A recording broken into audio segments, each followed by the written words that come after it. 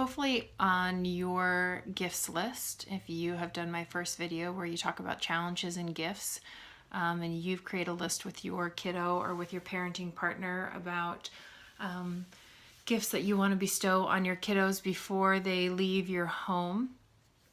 On there, I would hope that you would have maybe kindness or appreciation for others. So these are skills that you want to build with your kids while you're raising them.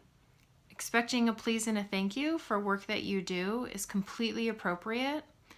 Letting kids know how you feel when they don't use kind words or show their appreciation in another way is okay. You could say something like, "It doesn't feel good when I'm here to help you and you're being unkind."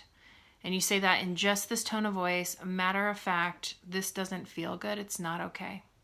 What could you say that could help me feel good about getting up in the morning and helping you pack your lunch or helping you get ready to go out the door? Along with kindness and appreciation comes building some responsibility.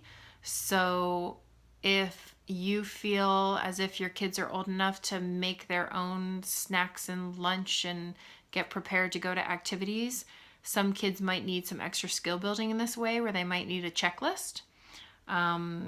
One person that I know has some stipulations for what's okay and not okay to pack in a lunch. And so when kiddos are feeling rushed in the morning and they're packing their lunch, they have some guidelines. They need a protein, they need a fruit, they need a vegetable, whatever it is, whatever your family's expectations are around lunches.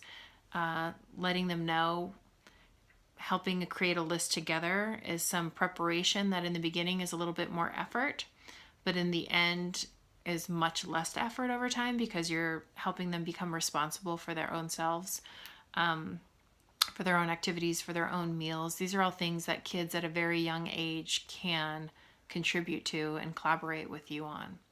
So showing kindness and appreciation, having some discussion around what that looks like and how it makes people feel and the negative impact when appreciation isn't felt for all the work that we do as parents. It's okay to want that and need that from your kids. Sometimes we feel guilty, like we're not being a selfless mom or parent, and we should be willing to do this without any sort of gifts back. But we're trying to teach our kids how to be in relationship with people in a healthy way, and kindness and appreciation is part of that. So having a high expectation for that at the same time that we're setting a boundary to say that I'm not going to take this personally. This doesn't say I'm a terrible mom if they don't say thank you or please. Taking care of yourself in that way so that their negative behavior or choices don't affect your well-being is going to be a huge part of helping them build those skills. Because if they feel like they get a reactionary, very emotionally charged interaction, if they make a mistake and they don't say please or thank you or whatever it is to show appreciation, then they're going to feel less willing to tread into those waters with you and try that practice.